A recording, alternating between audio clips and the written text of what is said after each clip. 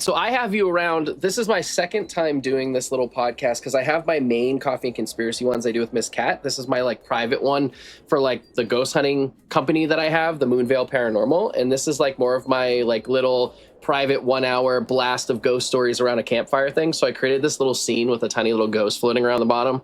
And like, so I have you on one side of the campfire and me on the other, and you just kind of tell your campfire stories.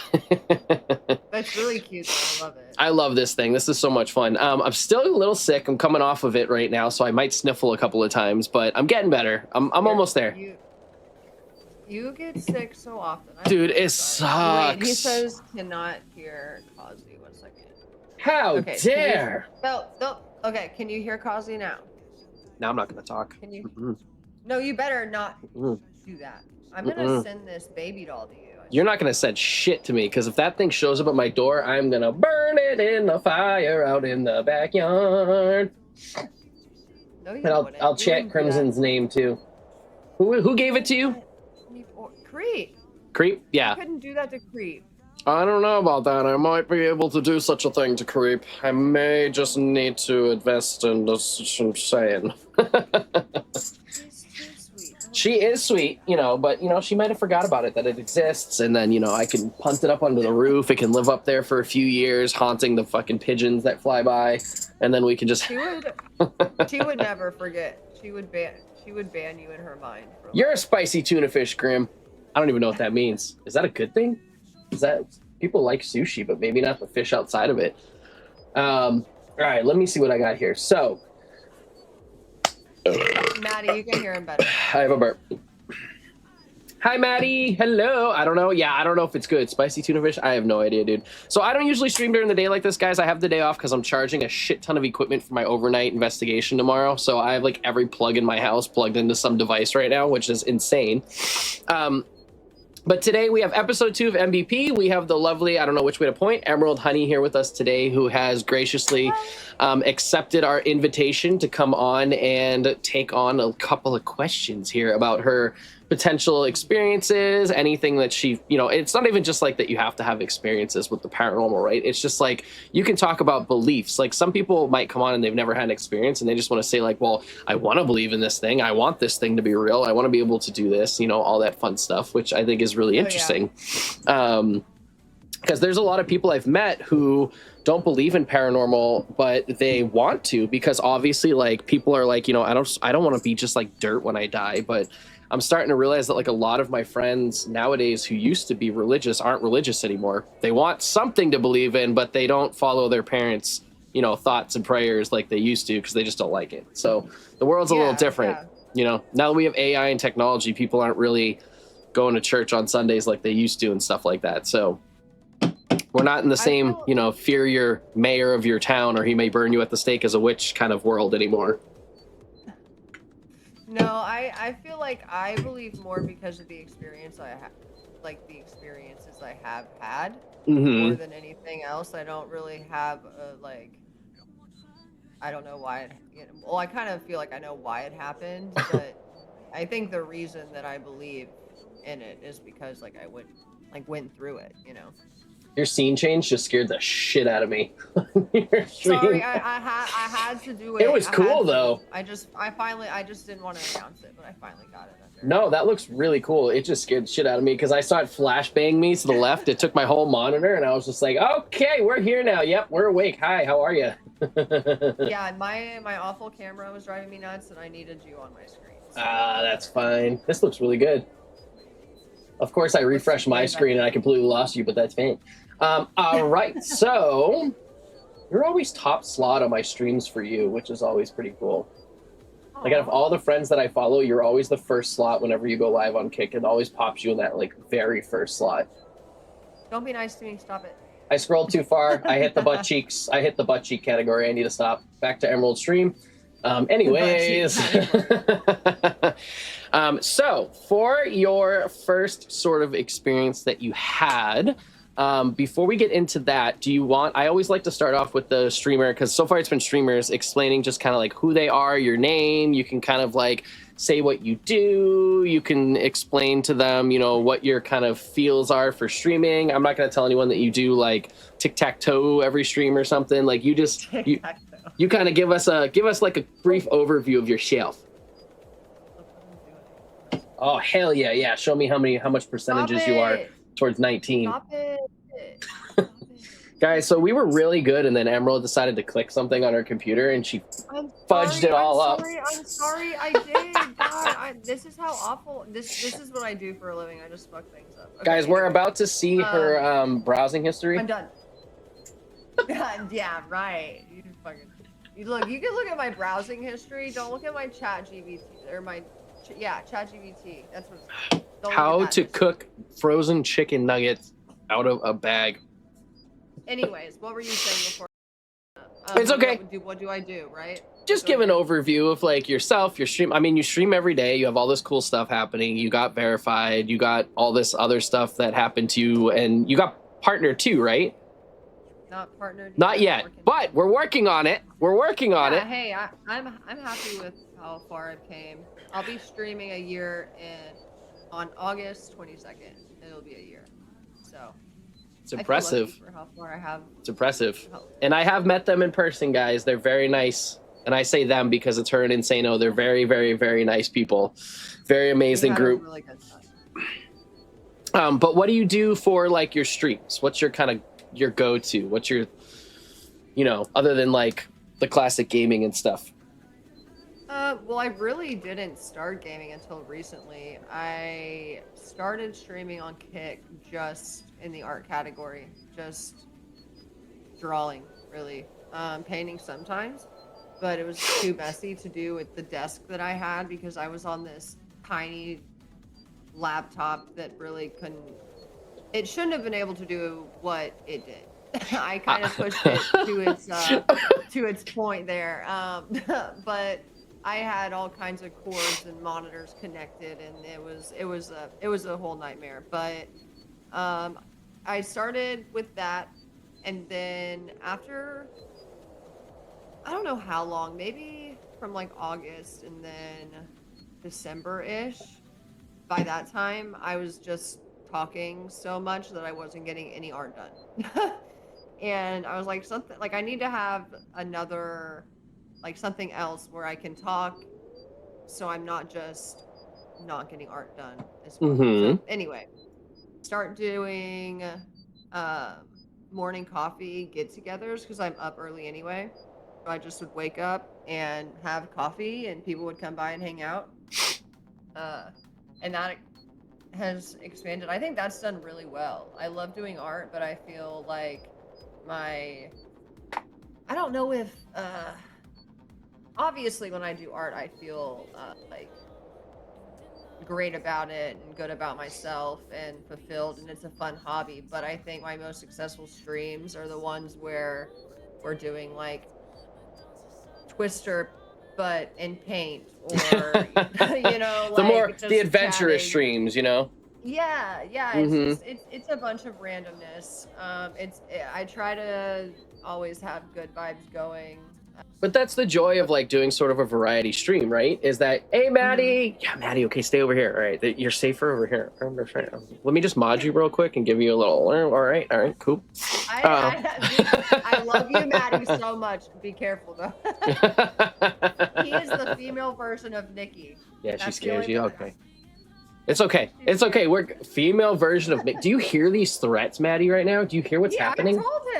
I've told him that. They are the same person. Yeah, Maddie, I it's okay. This is a safe space. All right. I can ban her real quick if you want. She doesn't have to know what's happening over here. But yeah, no. So that's the joy of being a variety streamer before we get into the ghost talk, right? Is like you can manipulate what you do. Thank you for the safe space.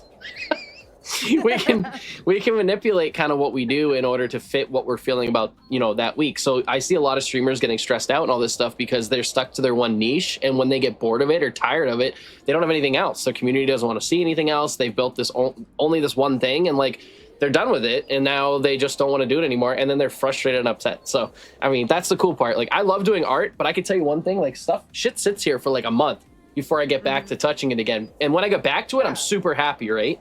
But like even this Cartoon Network painting, one of these characters takes 3 hours. Like it's not like this thing's done in 5 minutes because I'm a perfectionist about it. So like I get it. But like your paint Art pours takes are time. beautiful. Your coffee morning stuff has been so much fun because like I get up for work and I know a lot of people do the same thing, and I just log in and your stream's like always on. So I just put you guys on and we just chat or whatever while I'm working. So I have my coffee while you're having yours. So that's been great. And then I think the only other thing I'd love to see more on like Kick and stuff is like fitness streams, because I'm like big into that, and that's just like nothing. That doesn't exist. It's not a thing. Honestly, I would love to start doing that. You go from That bikini butt would- cheeks dancing on stream to like somebody like eating a Whopper Jr. at Burger King, like on Literally. camera. Like there's nothing in between. So, hey Shay, like it doesn't Yeah. make any sense. Like I'm like, okay, this is dumb. Like I want more fitness content. I'll be happy to do it, but whatever. I But have yeah, fun gaming. I do have fun gaming. After I got the PC, like long story short, you didn't have an February- opportunity to do it before because your laptop would light on fire and like melt into your desk. Yeah, or the game just literally would break. Like, Yeah. it would just. That's the thing. You couldn't do it. You couldn't do it. I didn't have a gaming PC till 2 years ago, so I was just watching people do stuff, but I couldn't join in with them. So I started as a community member before I started streaming. I was forced to stream. Lola yelled at me. She was like, you need to stream, like, and I was like, I don't want to. She's like, no, you're streaming. Now she's like my best You'd be friend. good So at it. I was like, I guess do I it. could try. But that being said, Ghosties. So this is Emeraldhoney, guys, the introduction that we had. A lovely artist. She's gaming now, doing all her fun things, and she has a psycho cat that you'll probably witness once or twice in the back of her camera, who's absolutely adorable. He's back there sleeping. Oh, He's we got don't talk. We toys. don't need to say his name then, because we'll summon the demon. So I'm sure you have some stories in mind, or a story or a thought or something that happened to you that kind of made you believe. So I have kind of my little list of questions, but again, we can veer off or whatever. We have plenty of time. And then I know you have to get back to your 55 million hours of, sitting in front of a camera for your Stop it. subathon. No. Just till 10 p.m. Don't For do now. me like that. So that being said, can you sort of describe that first, whether you were 2 years old or 22 years old or 32 years old or whatever, first paranormal experience that you had, in as much, detail as you want to go into as possible, if it's private or whatever, but just as much, this is your time on the floor to kind of explain in your brain, put your imagination to the front of what you experienced and how it kind of changed everything for you. Like, what was your first moment where you were like, crap, there's definitely probably something else out there than just me walking around in my apartment? I feel like the first. I don't think I ever didn't believe, Mhm. but I never had a reason really to believe. Yeah. And my friends and I would do the seances and the. Did you really? all that. Oh yeah. So Like, we did that. Middle in, school, like, high school? This- Elementary! So this was elementary school, yeah. Bro. And I Opening never portals knew. casually for just the giggles in elementary school. I'm eating peanut butter crackers and drinking a juice box, playing with Legos, and Emerald's over here summoning Satan, like Listen here, in her okay? basement. This is some Stranger It was Things for shit. fun. So, but everybody would just kind of like and freak out. We were like in elementary school. You never know Yeah. if it's real or not. So we just kind of did it for fun. And then I think it was Oh my gosh. it was 6th grade or going into it was going into 7th grade or in 6th grade. My friend and I had a Ouija board, and we were There we messing go. with it. I don't even remember what. What's up, Sad? How you doing? How's it going? Well, we asked it. I don't remember what we asked it, but I remember that it did respond. It was only 2 of us. And we looked at each other and we were just like, what? And So you could kind of tell that it was moving because it was 2 of you, and you were like, "You're not doing it. I'm not doing it." mm-hmm. This there is wasn't, weird. Like 8 of us, you know what I mean? And it wasn't a Ouija I'm board. good, It wasn't, like, a Sad. bunch I'm of good. candles Thank you for and we're all dropping holding by. hands. Like, it was a board, and it just, I don't know. But when I tell people this story, they're like, Cupcake! okay, whatever. But anyway, so that happens. We freak out, and we go outside, and we set it on fire. Oh wait, you burned it? Yeah, we got a paper towel roll, and we soaked it in alcohol, and then we put it on top, and then we set it on fire in my backyard behind the garage.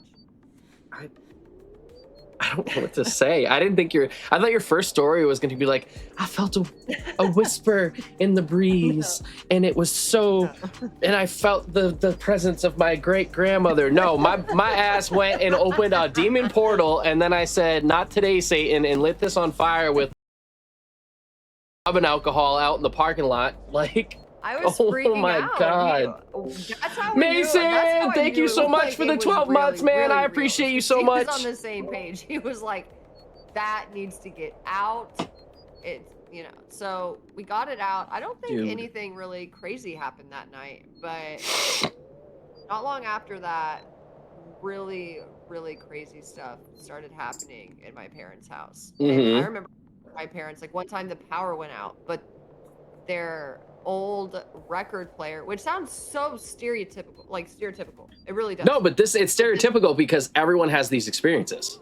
Right? So this old record player that hasn't been played in 15 years starts playing, but the electricity's off. And I'm just like, and I have someone with me. I have a friend with me, but no one else is home. We start freaking out. We run outside, and my mom's like, "You're crazy. I don't know what you're talking about." Okay, this is like the coolest story I've ever heard in my life. I'm glad you're enjoying it. I like, didn't want seriously. it to be boring, but like, it's fantastic. I still can't explain any of it. I still can't.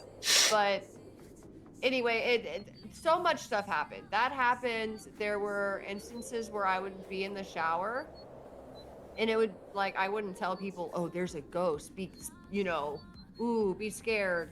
I would be in the shower and I'd have a friend over, and then she would run in the bathroom and be like, the door just slammed.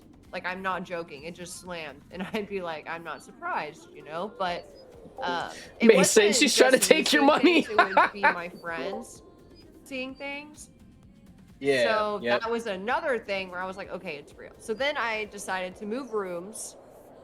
Because when I was a kid, we also just moved rooms. We thought that was fun to do. I don't know why, but so I moved rooms, and it followed me into the room. Oh my God!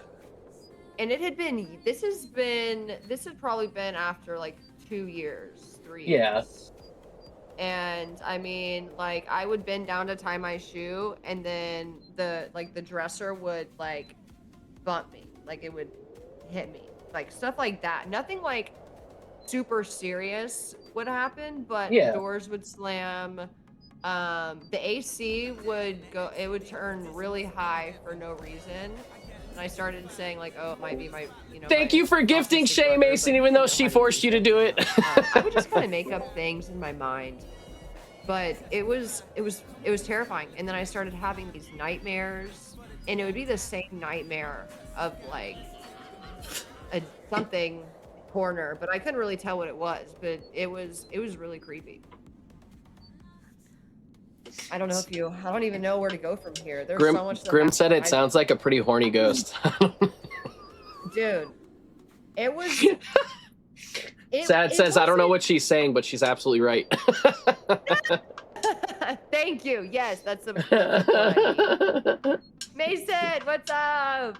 Shay over here was while you were talking, Shay was Mason, resubbed and all this stuff, and Shay comes in and goes, Mason, and he goes, what? And she goes, sub me. so he subbed her. He did it. He's like, okay. You convinced me. But he took her credit card though, so it's fine. So we're good. But so this entity or this situation you're feeling, when you guys did the Ouija board, then burned it and all that stuff, was that at this same house? Or was this a different... that all this was happening? Oh, yeah. Yeah, was this your parents' house where you did the original elementary school Ouija board thing, you burned it outside, and then you started having experiences in the house later on down the road? So it was the same property, it was the same house. My parents still live there, yeah. To this day, do they know? is your mom going to sit here and listen to the story and go, oh, you son of a bitch?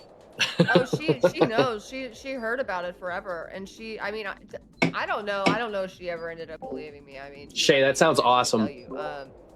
But it just, I don't know. But I had so many friends that would wake me up in the middle of the night, and just, it was really the record player that was creepy. And then in the middle of the night, my TV would come on. Oh, yeah, that'll do. But it wouldn't go to like the static, but Yep, it would just turn on and it would just be like a blue screen. And I'm yep. like, Like the what? connection screen that, like, if you connected a Nintendo to it or something, it had that blue like Exactly. AV screen or something. Like when Yes, it didn't yes, get yes, a yes, yes. connection, it would be that like blue screen or whatever. Yeah, I get what you're saying.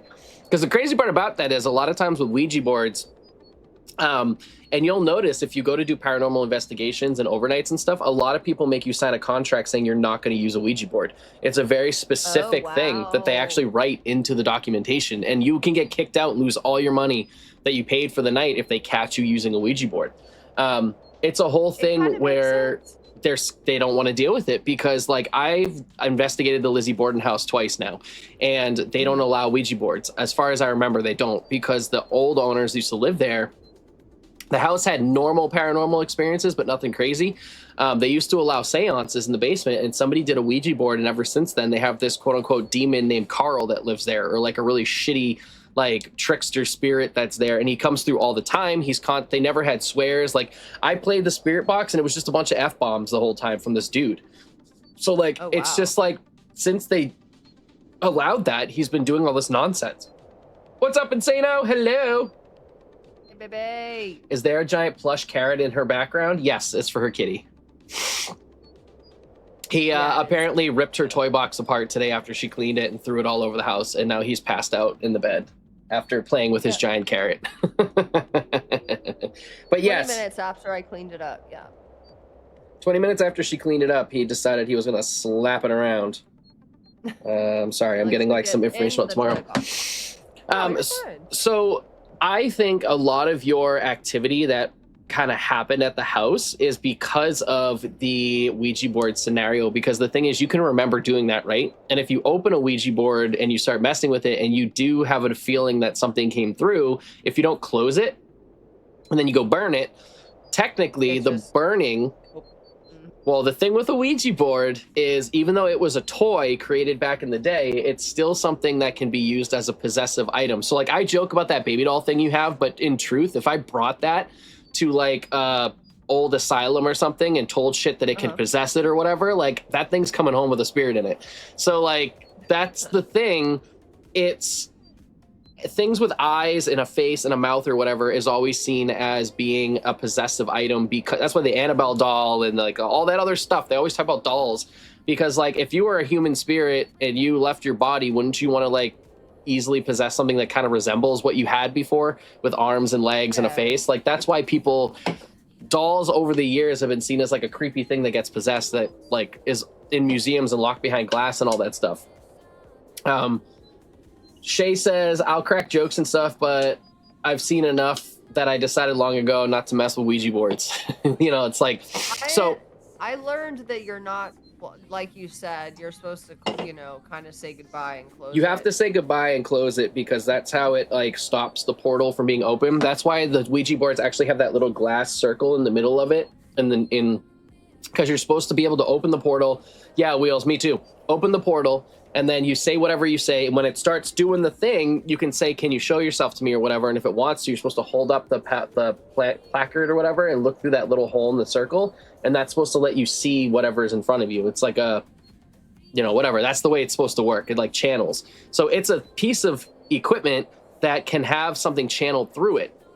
So if it's a conduit, and then you don't close it, and you don't tell the thing that's in it right now to get out because it's an open portal, then it's still in it, and then you burn it. So what happens is energy and matter is never destroyed, right? Like, you can burn wood out in your yard, it becomes ash, you put it in the ground, it becomes dirt, it grows a flower. Like, it never gets destroyed. So that being said, you burn a Ouija board, if there's something in it, what is it going to do? It's going to attach to something close by. So it probably just went to your house. It's like, so... It was so weird. It attached to the back room. Like, so my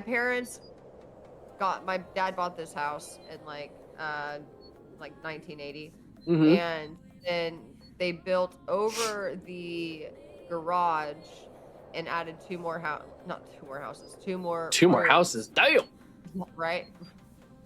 That'd be cool. They added two more rooms to the house. Shay. And it was burned right behind the garage, which is where the 2 rooms are. Yeah. There.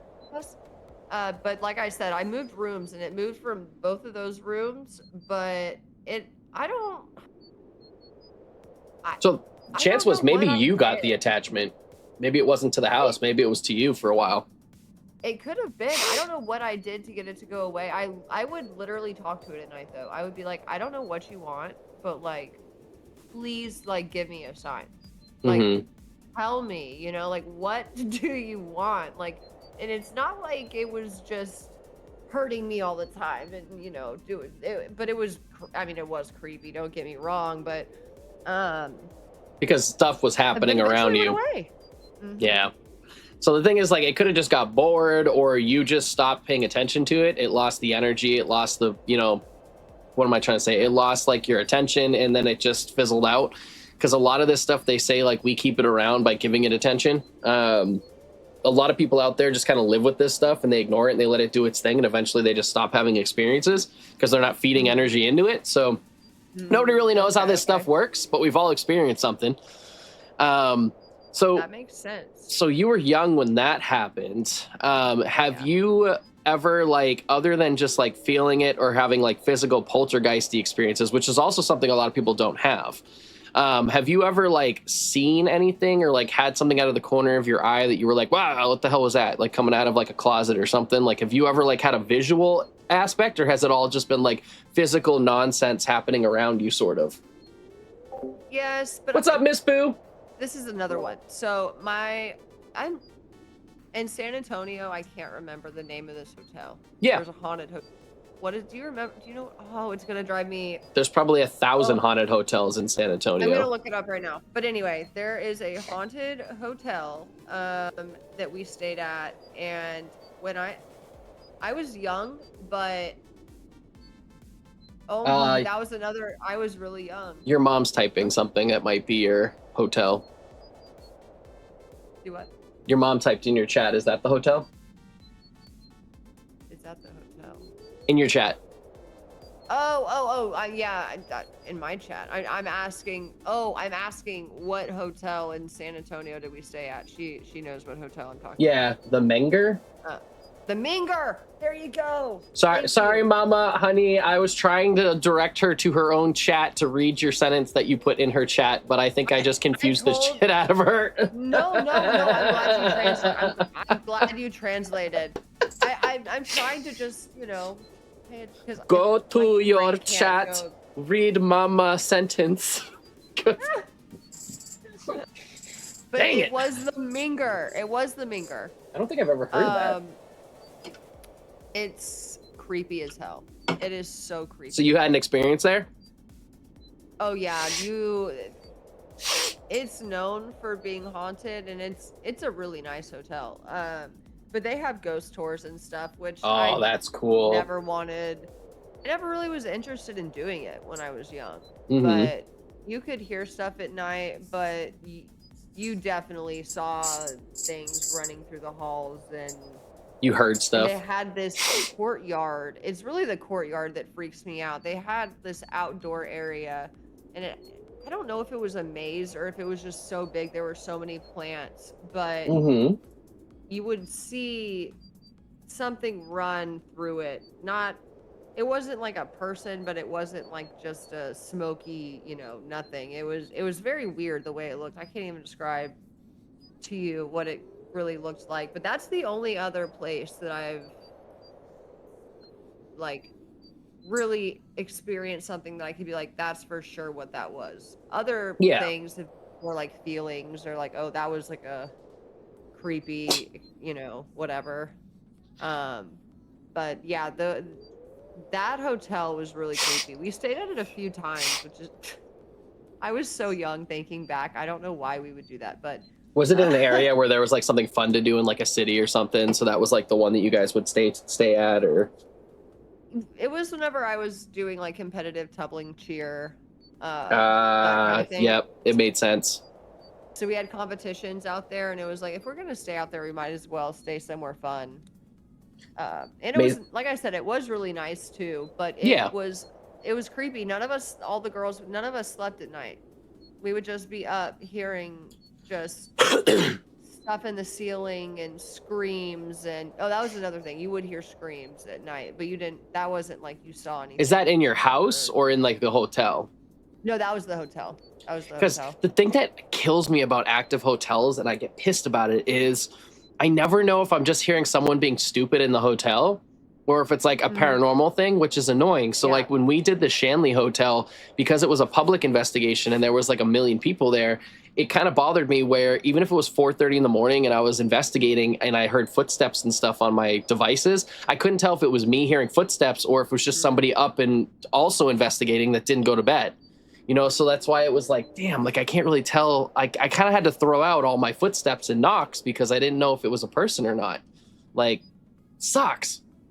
What's the craziest thing that you have experienced doing your hunting? So that you like all the excursion.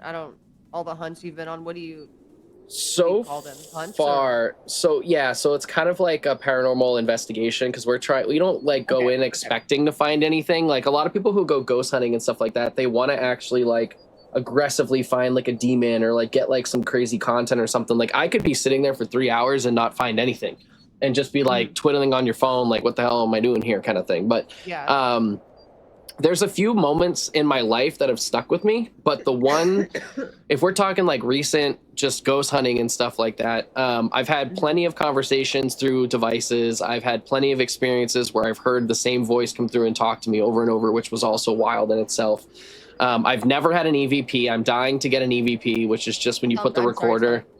It's a digital recorder that you put down. It's almost like the same stuff that like newscasters use when they do interviews. It's that little device they put on the table and they click record so they can catch your voice. There's some out there like that are a little more staticky and they don't like get rid of noise cancellation and all that, so you can kind of hear everything. Those are the good ones because they catch all wavelengths of sound. I've never gotten a voice on those, but so many people have.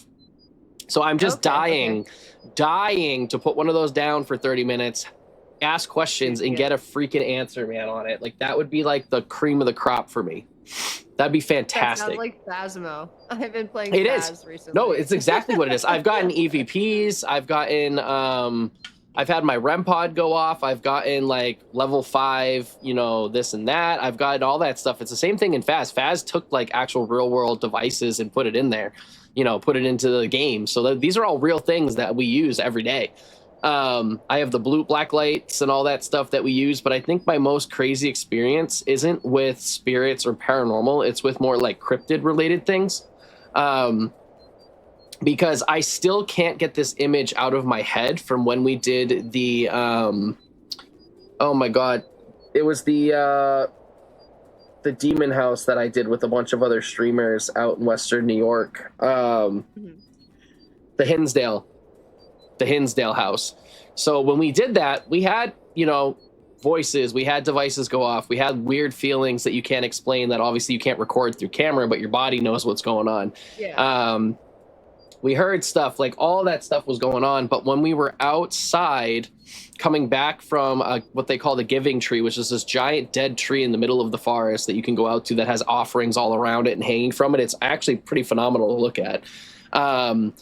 You come back from that, and I heard like a growl or a noise in the woods. It's obviously not spiritual or paranormal. It's not demonic. It's just something weird, like a dog or something. And then the people with me, they heard something. Everyone reacted to something.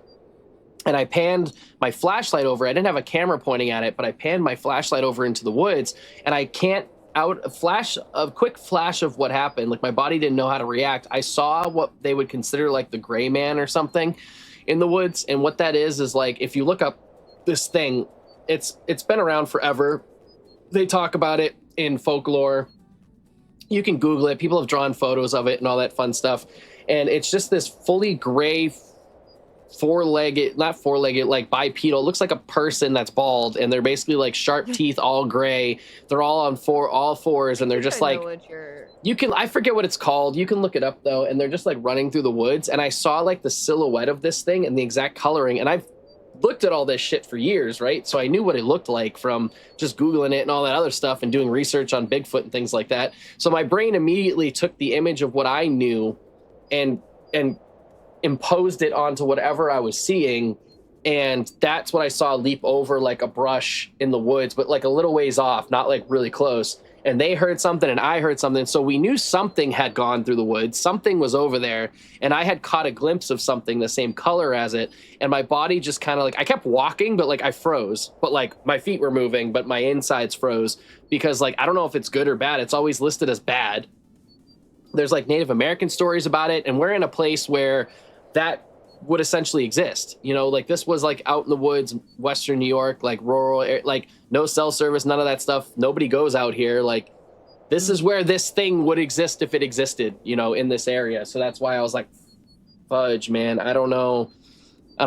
So like it wasn't paranormal in a sense, but it's something I can't forget. Like I've had shadow figures, I've had voices, I've had things touch me.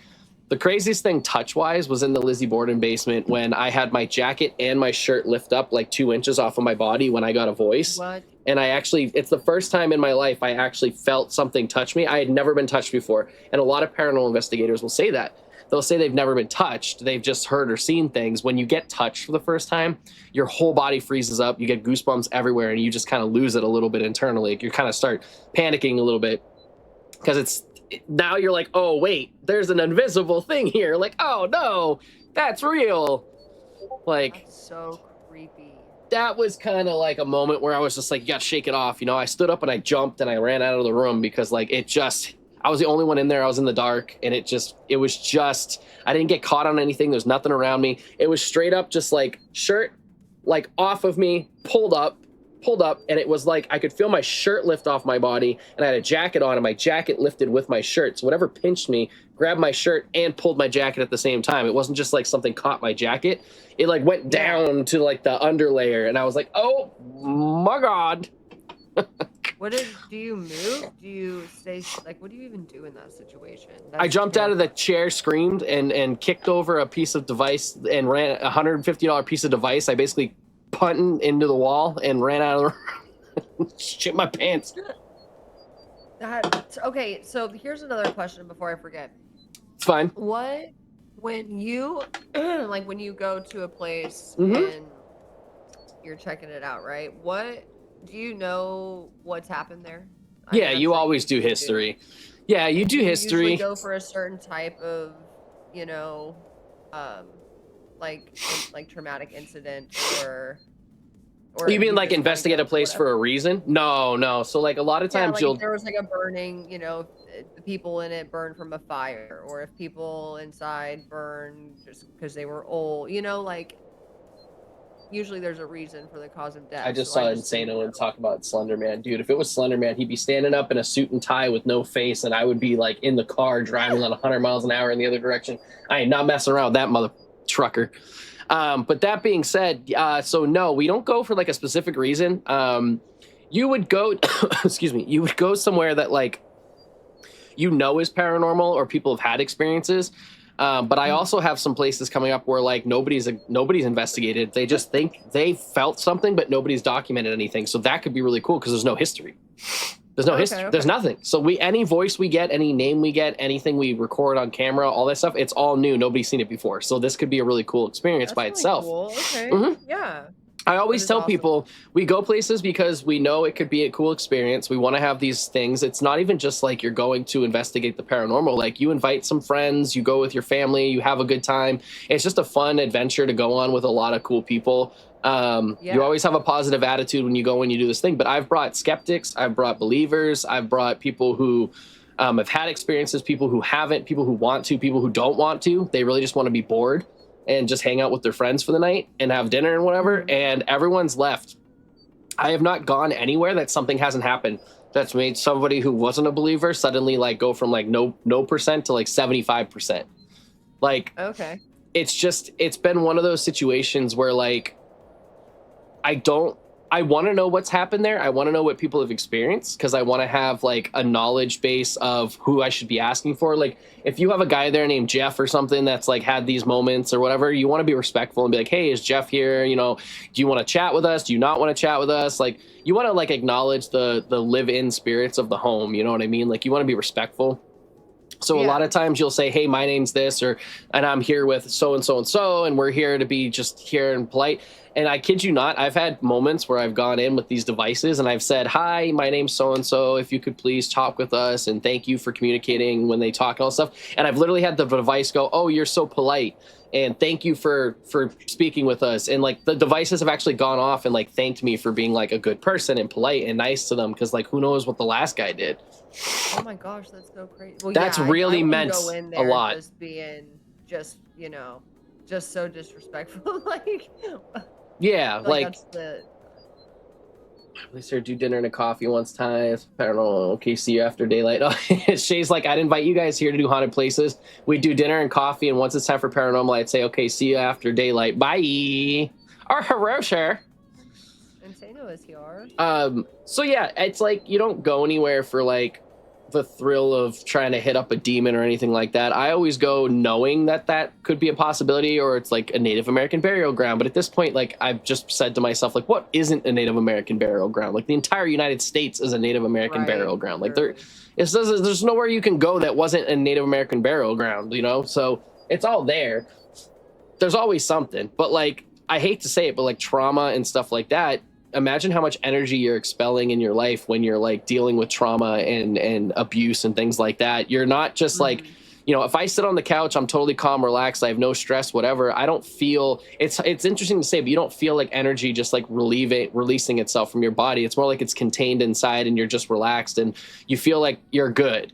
But when you're going through like a stressful situation, you're yelling, you're screaming, you're angry at someone, you're being abused in like a mental home or something, like all that stuff, it constantly feels like something's pouring out of you when you're upset. And that's like your energy is just like not yours anymore. It's releasing itself from your body. It's expelling itself. You can feel that. Like people don't realize it, but like you can feel something releasing itself from you when you're really mad. And that's the stuff that they say, yeah, exactly. And that's the stuff they say imprints on a location or a device or an item or something. That's the stuff that seeps into a place. And it might not be that that person is physically there anymore, like haunting the location, but maybe their feelings or their experiences were. So that's why every time these people go and investigate, they always get these demonic spirits or these demons or like this negative energy or that. And it's because maybe the negative energy is the only type of energy that actually like sticks to stuff like glue, you know. Maybe that's the only thing that we actually release, you know, when we're upset, because otherwise you want to keep it in, you know, you want to keep the good in. So that's kind of my theory behind it. I'm starting to change my theories as I go, but like my theory is like, yeah, we go to all these places and it's always negative energy, but it's like maybe that's because that's the only energy that can be absorbed into the environment. It would make sense. So like that's all we get, you know, who knows. So the cat in the background, just like flower dead, face down with the flower. She likes to go face first. Oh my gosh, so cute. So with all of this, I don't know if you were ever like religious or any of that stuff, but like I woke her up, Insano woke her up. Did any of your experiences kind of like shape how you believe the world worked growing up? Like, did you ever like feel a different way that you were taught growing up, or did it kind of shape your thought process and make you a little more spiritual and believing in like a lot more than maybe your friends did or other people did? Like maybe you felt some people were like, this isn't real, this doesn't exist, God only, whatever, there's no spirits, whatever. Like, did you feel differently about this kind of stuff because you had experiences? Well, I grew up with on my dad's side, my grandparents. Hi, Saji. Hello, sir. Baptist, very religious. I mean, if the most grandparents were that day, they were there, but they would also travel and build churches. I mean, like they were. Oh, they went ham. Yeah, yeah. But I was born left-handed, and that is not. I never knew why that was the sign of the devil, but naughty, naughty. It is. Like, who made that rule one day, you know? I don't know, but I would have been burned at the stake. If I was born back in the day. But seriously, when I was a kid, I would eat with my left hand and all that, and my grandmother would like hit me with the, wooden stick. You got the slappies. Oh yeah, like they would no, like sign of the devil, do not, no. Mm-hmm. And then I was kind of like, I don't care. I'm left-handed and Yeah, it's you're like, this is uncomfortable. me. Yeah, Like, I it's literally can't change uncomfortable. this.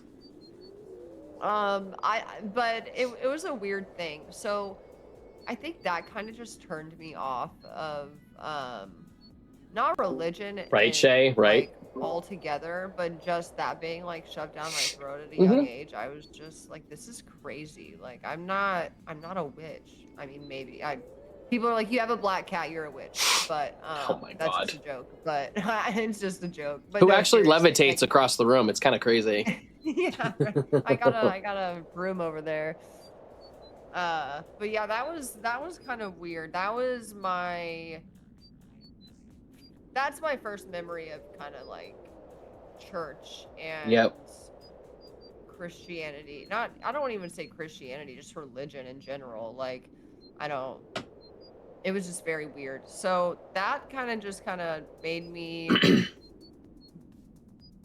think it was stupid, I guess. Like Shit, Shay goes 3 nipples, not a genetic deformation. Sign of the devil. yeah, right, literally. You left-handed But with then 3 nipples and webbed feet. You the devil. dude, how'd you know? God, you're ratting me out. We're just talking about Dang. Insano. We haven't even gotten to Emerald yet. But yeah, that makes I don't even sense. know where I was going. Yeah, you're just tongue experience. So that happened, and then that kind of just it. I don't want to say it. I just wasn't really a religious kid. I went to Mm-hmm. church and stuff on Sundays when my mom took me, We're and all black. I bet she didn't let me do that back then. But yeah, I think I went, and then one day she asked me, she's like, "Are you getting anything out of this?" And I was like, "I mean, no." Maybe And lunch, she's Subway after. right, and I was like, "No," and she's like, "Then we're not going anymore. Like I'm not. I've been going for years, and you just sit there and zone out, right? So I don't, you know." So we stopped going, but I didn't really know what I believed. I believed that there was an afterlife, and I Shay, believed do it. that there was definitely something else out there, but I didn't really know what. Mm-hmm. Uh, and then I just kind of let life take me on this wave and formulated Mm. my own thoughts. And I definitely believe in a higher power and there's something bigger than me. But I wouldn't narrow it down to like one specific religion that people Yeah, makes sense. put themselves in nowadays. I have like something I believe in and it works for me. And Yeah, I feel agreed. like yeah. It makes sense. Like, I never grew up in a very religious family. I never had to go to church. I never had to do any of that stuff. I was actually personally uncomfortable in churches. I just didn't feel like I belonged. And everyone was always like one mind, hive mind situation when they were there. It was always like everyone could sing all the songs in unison. Everyone always like said the same thing after things were finished. It's like people Yeah, would walk in, totally. sit in the chair, and then they would just like be a different human being. Like everyone just like connected their brains and they were all one mind. And I'm just sitting there like, I'm not on this wavelength of whatever this is. Like, I don't know what this is. And like, I couldn't sing any of the songs. I didn't want to. I felt sick. Like, I didn't feel like I belonged there. It was just weird. Like, and then they'd all leave and then they'd be back to normal and stuff. And I'm just like, what just happened? Like, you all just like, Yeah. everyone just got like possessed by something. Like, it's just possessed by the Holy Spirit. And I'm like, if you want to call it that, like, I don't know what that was, but that was something. So I never All got of a into sudden it. they don't drink wine at dinner and they've never, I don't said know the what that F was. word. And I'm like, we just had COVID. What are you sharing a cup? Like, that's gross. This is gross. Literally. Like, you moved your mask Yeah. aside to like sip a cup that everyone just licked the rim of. Like, what are you getting out of this? Like, I'm just so confused right now. But yeah, it's just one of those things where like I never saw the point of it. I'm not gonna get into it and make people all uncomfortable and stuff. But I was one of the people that was like, this is a motherfucking cult, man. Like, I'm over this crap. Like, what the hell is this? Like, if the guy at the front just told you to sacrifice a cat, you would do it. You wouldn't even question that crap. What the hell is this? This is crazy. They're like, we have turkey. I'm like, I don't even like turkey lunch, cold cuts. I'm not here for anything. I don't want your crappy mac and cheese. grandma, like, what is this? So yeah, I never got into it. So I had my own experiences at home. I used to have to, my mom would have us do prayers at night and like all that stuff. And then she always, she wanted to go to like Christmas mass and stuff. And I just like, it fizzled out on me. I just didn't want to do it. So I started having my own experiences. I started seeing things like, I don't want to go into like crazy detail because this is more about you than me, but like, it was like growing up, I had experiences since I was like 2.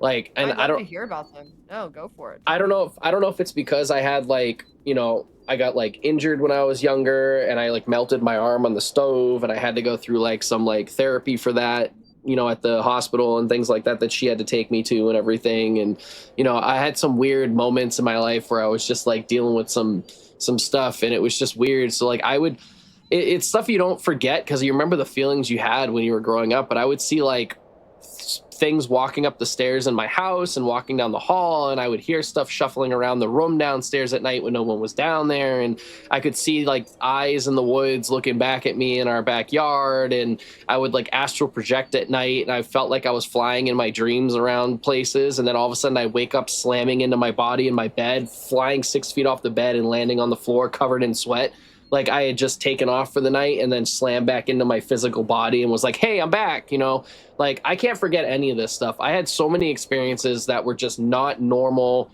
walking around the planet, being a normal human being experiences, that it was like, at the time I chalked it up to imagination, right? But because you're young or whatever, but like now that I'm older, I'm like, okay, well, I don't have those experiences like I used to, but I'm also not just zoning out, sitting on the couch, like basically meditating. Like, I have to say, like, when you're younger, you just like meditate all the time because you're always napping. You're always sitting there in the sun doing nothing. You have no stress. You have no job. You have no like adult responsibilities. You're just in a meditative state constantly all the time. So maybe that's why you experience all these things where now I have to take medication just to wake up in the morning without having a heart attack because I'm just like, I can't do it today. I'm going to die. Yeah, I don't want to go out in traffic. There's people out there. It's like. Literally. So like that's like my thought. Bliss exactly. Yeah. The bliss of childhood. Of all the crap you're about to endure. Mm-hmm.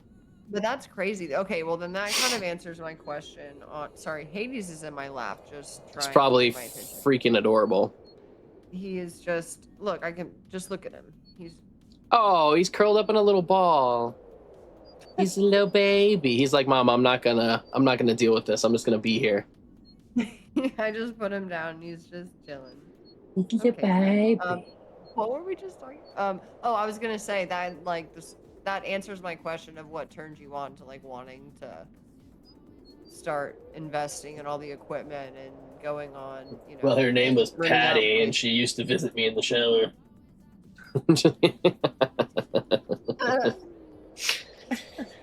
Yeah, no, I always had this thing with the paranormal investigating shows and things like that. And I was always interested in it and they weren't really a big thing ever. And then all of a sudden one day they started happening. I just wish a lot of the older ones actually turned out to be more real. Now they're just like doing it for show. They're screaming, they're yelling, they're being annoying. What is that one? What is her name? Oh, it's gonna dry Jennifer. Her name. Love Hewitt. Jennifer Love Hewitt. Mm-hmm. Was it the Ghost Whisperer? Oh, I don't know.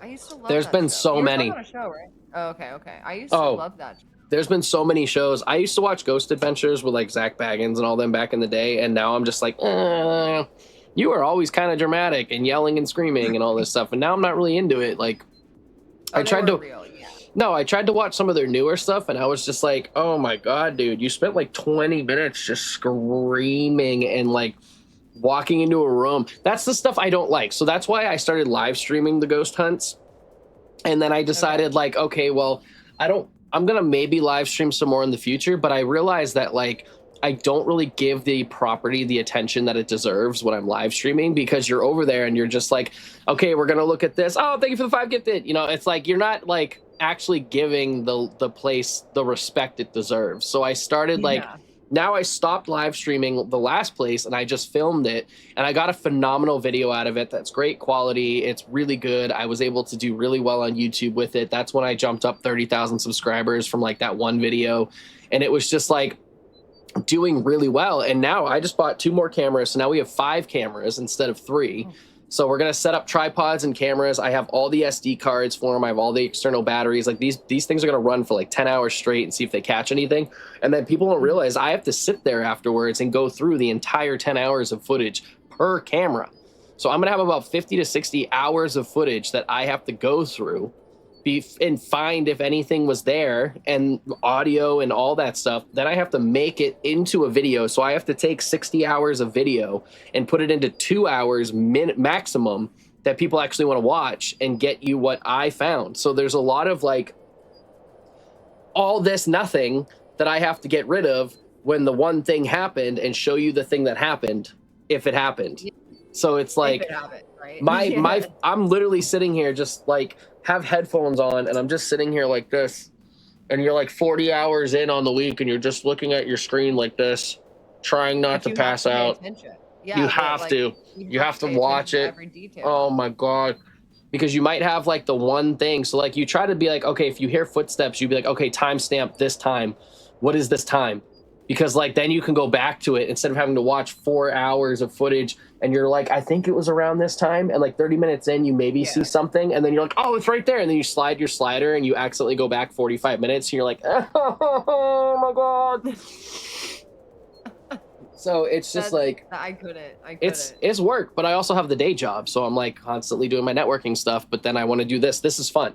This is the fun stuff. I don't get paid to do any of this. I'm not a partner on YouTube yet. Like, you know, Kick pays what it pays, but we all know what it pays, you know, so I don't, it is what it is, you know, so I just do this for fun. And this is the fun afternoon stuff because I believe in this stuff because I've experienced it every time.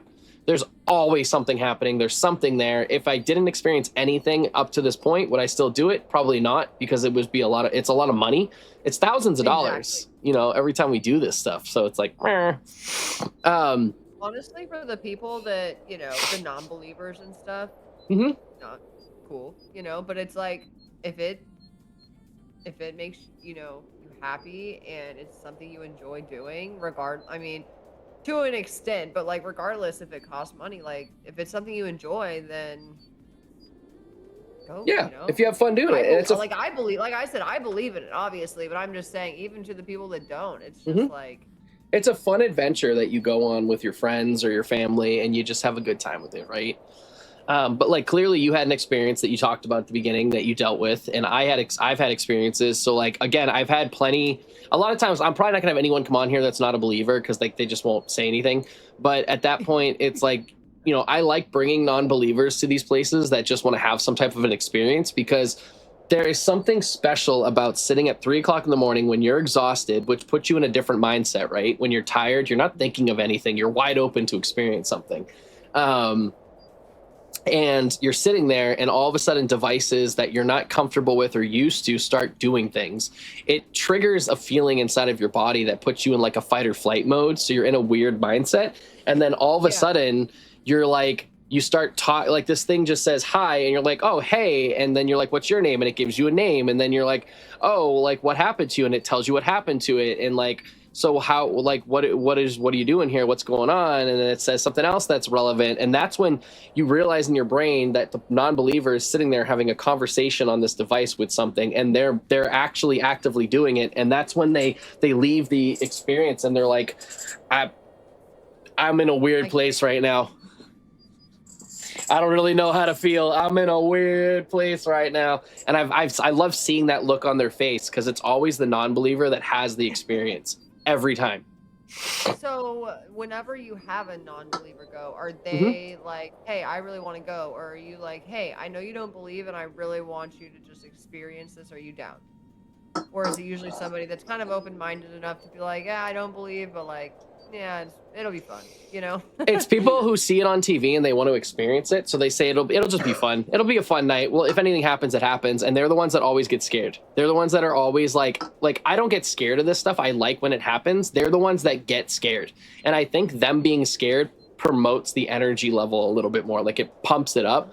So you can almost, right? You can almost use the non-believer to make something happen in that area. Because like you put them down in a dark hallway in a dungeon, like whether you believe in ghosts or you've seen a fucking horror movie where somebody's been like, you know, chopped up down there, you're still going to get scared if you're in like an abandoned building and you put them in the basement.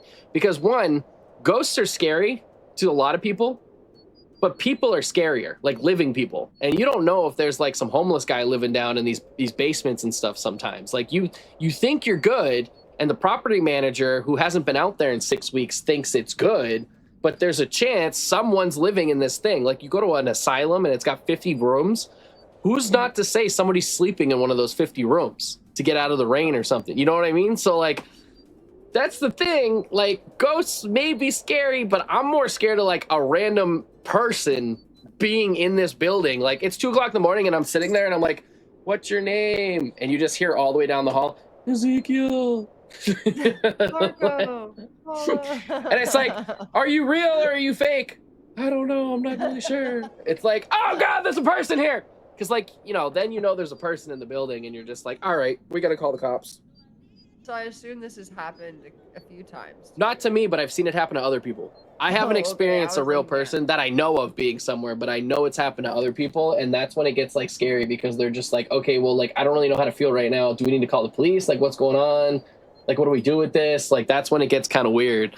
So like my last little bit here, is there anything from your experiences that you've had that still like sticks? Because obviously in your apartment you have now, you're probably not like experiencing anything or whatever. Maybe your attachment stayed at your mom's house, but like, is there anything that like you feel like you would still experience it? Like if you went back to your mom's house and you hung out and you slept over, whatever, do you think something might still happen? Or do you think whatever that was is kind of flown the coop and it's over and that's done? No, I think it's long gone. Mm-hmm. It's been probably at least 12 years. Yeah, since you've had something happen like that. Yeah, and I've gone over there and stayed the night and I never get that feeling or you get that air of like it's not what it was. It's not. Yeah, it just doesn't feel like there's like a feeling of like it not somebody, but there's like an energy or a cloud or something, which I didn't really understand until it left, and then I go back there, and then I kind of feel like it feels empty in here. Mm-hmm. And well, it's not empty. I just felt this weird presence is a better word for so long that now it does feel empty, kind of. Yeah, so that's the thing that people don't understand is that there is a feeling, and the hard part to explain it, it's a hard thing to explain when you talk to people about a feeling, right? Because the quote unquote feeling that they're having can't be like measured. It can't be captured on camera. It can't be like put on a device for everyone to like know and understand, right? So it's hard to explain, but like I've told people plenty of times when like I'm on camera or something and I'm trying to communicate with, a spirit or whatever, and I'm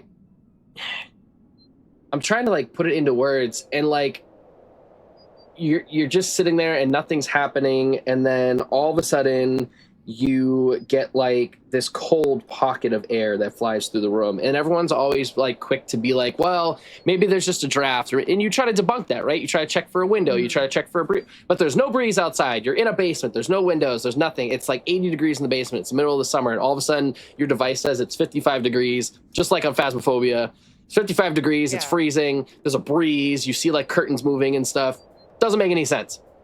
And then you get like goosebumps and you feel the hair on the back of your neck stand up, and then devices start talking and going off, and like it's fun in games to like see the devices go off on camera, but it stinks because I wish you could like actually record the feeling, but you can't tell people what that is until they go with you. And that's where the non-believers always end up leaving saying, I know what that feeling you talk about is now, because it's like the air in the room it was just different. It was heavy. It was like walking into a normal room, it's air, whatever, and then now you're walking into like jello. Like you're walking into like a thickness, like you feel it on your bones, like it's just different. And that's, again, it's kind of like what you explained. You don't have that feeling anymore where when you felt that you knew somebody was there and you might be able to experience something, it's not there anymore. Yeah. And it's hard to explain because you can't capture it. No, it's something you definitely have to experience to really grasp. if you could go back and essentially ask, is there any regrets you have in not asking certain questions or trying to get to know whatever this thing was more, or any experiences you've had to like dig deeper into this scenario? Like, is there any, like, knowing what you know now as an adult, would you have done more to try to like know more, or were you good with how you experienced it and you're good leaving it as is? I mean, if I could go back now and I had money, Mm-hmm. I would love to actually have somebody go and, you know, try to talk to it and be, you know, the medium or something. But Mm-hmm. as far as back then, I can't.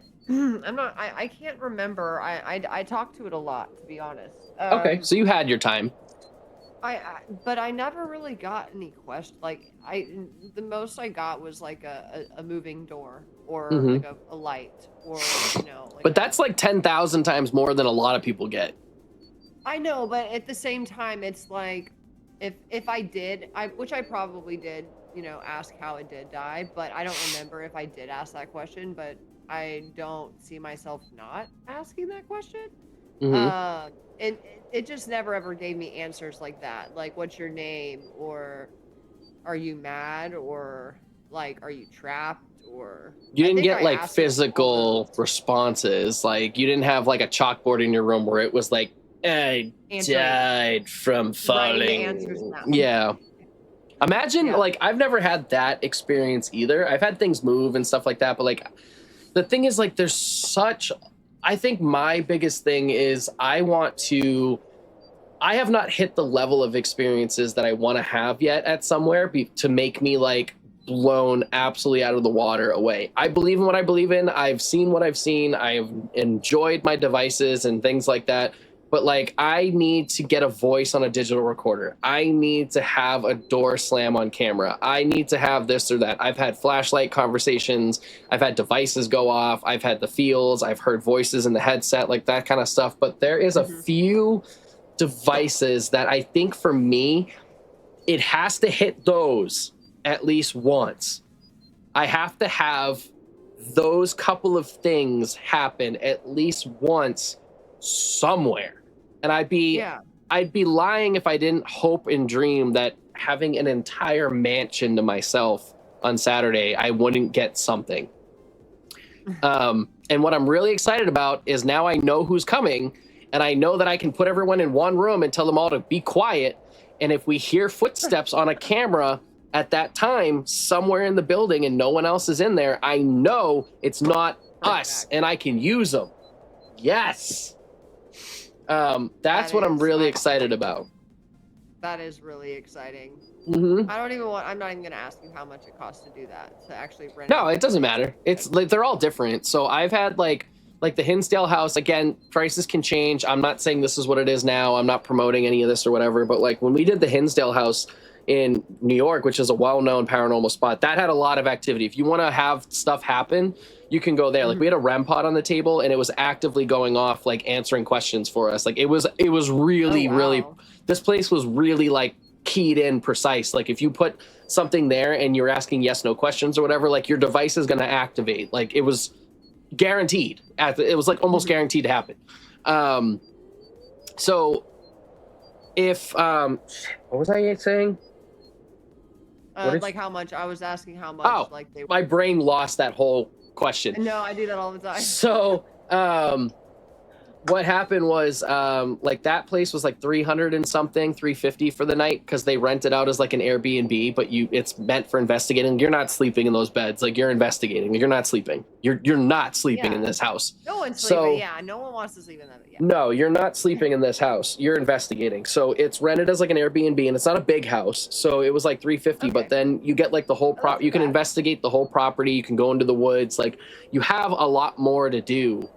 Investigate. You can go out on their little pond and investigate, like things like that. Like you have a lot.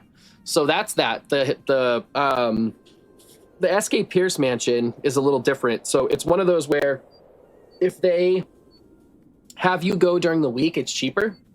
Weekends are always more expensive. Yeah. And it's still like an Airbnb. So it's like 9 or 10 or 11 bedrooms or something. So I think it was like $1,200 for the night.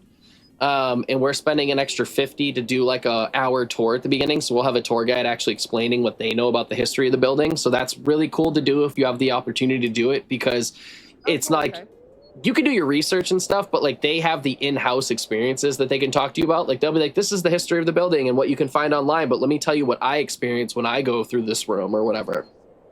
And that's cool. That's cool to have. But again, it's $1,200 for the night, but they let you have up to 8 people. So if you split that amongst 8 people, if you can get 8 people to go, it's only like 100 and change per person or whatever. So like when you think about it, it's not that bad to have like a paranormal night where you're spending $60 to $100 to do a public investigation. When you do public investigations, no. And this is private, so this is more personal. I've done places that, you know, we have another place coming up that's 300. It's like 300 to 500 is pretty average for like local homes and things like that for a night, because you're renting out like a hotel room, like picture like a normal hotel cost. But like the SK Pierce Mansion, if you were doing it on a weekday, I think it was like $800 or 700 or something for like a weeknight, and you still can have like 8 to 10 people or something. So, oh, that's not bad at all. you know, and like we want to do the Ohio State Reformatory out in New York, and there's some, or Ohio, sorry, and there's some places in Pennsylvania we want to do, and these are like the multi-building, like hundreds of rooms, jail cells, things like that you can investigate, you can rent out. A lot of those places can run you like $2,000 to $3,000 plus for the night, but they let you have 15 to 30 people. So again, it would be crazy. Like I don't have that many people that would go. Like we've had, you know, certain situations where we've had other streamers we've asked that want to go, but it's hard to get people organized. Like, you know, I'm probably going to try to get like Jess to come, like BB Jess one time. Like we've asked her before. She just lives super far away. Maybe like Widow Bears might want to do it. Like we've communicated with all these people, trying to get them to come out. All these awesome people who would just have the personality that would be so much fun to have on camera to experience some ghost stuff. That would be like really funny to see. Like, I just want to have like these cool, vibey people coming out that are really positive in nature and aren't these negative Nancys that would have like a really good time and won't care if nothing happens, you know? Yeah, because you're just having a good time. I mean, I don't want to say it has to happen, but like no, the fun, you know, it's like the fun of it. But the thing is too, like, I don't know if you've noticed, but you're seeing a lot more like paranormal investigations, a lot more ghost hunts on like Kick and YouTube and Twitter. Like it's growing and it's becoming a bigger market, and a lot of it has to do with like all the conspiracies and stuff going on right now. Like out in the world, like all these people are experiencing all these weird things. The government's talking about aliens. Like there's all this weird shit happening right now that's making people think twice about things. They're like, well, maybe I should be paying attention to this. Maybe it would be kind of fun to go do this thing, because like maybe it is real. And it's like, well, yeah, it's possible. It's possible. Open their minds a little bit. Yeah, for sure. Everyone's a little more like open-minded and stuff like that, and enjoying it. So I mean, I agree. So I'm going to say we're probably at about a point here for the hour. We got to get you back to your 17-hour subathon. I do have another event at 4 o'clock with Bev and Tom where we are doing more ghosty stuff, but we're going to be doing art. So I will be here still hanging out, doing more art, doing some more painting, and talking more ghosties for the rest of the evening. This is going to be a very ghost-filled weekend. But is there anything that you would like to say to the groups that has been watching? Just be like, believe, bitch. Honestly, thanks for having me. To you, of course. Ozzy, and thanks for watching if y'all have been watching. And of course, I don't know, I had a lot of fun. This was just like having a conversation with a friend. I don't really feel that's like all I want people to do. That's all I want people to do. I just want you, like, if we're sitting there having a beer, we're on a fire, and we're just like, you know, I had this weird thing happen to me. That's all I want people to do. I just want them to chat about it and just have a good time and just basically just be like, okay, this is what it is. So this will be edited and put on YouTube. It will also be on Spotify, and it'll be able to be listened to in the car, be watched on TV, like all that fun stuff. It's on all the apps. So I have all the connections with that. YouTube Music is going to pick it up. There's going to be quite a few different things. So it'll be everywhere once we're all said and done. So I really appreciate you coming on. Thank you for being here for episode 2 of our conversation. And what's so much fun about it is your talk that you just had is totally different than my first guest, which is what I'm really enjoying. Like your experience was 100 times a different scenario than what my first guest had. So that's why I'm really excited, because everyone's having different experiences, which is really cool to talk about.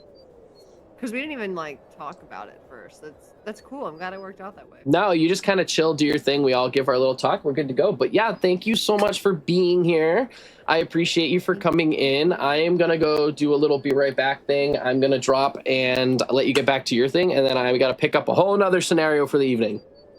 Of course. Thank you again, Kazi. Love you. Of course. Love you too. Kazi Have a good stream. day. We'll drop it and say hi. Bye, friends.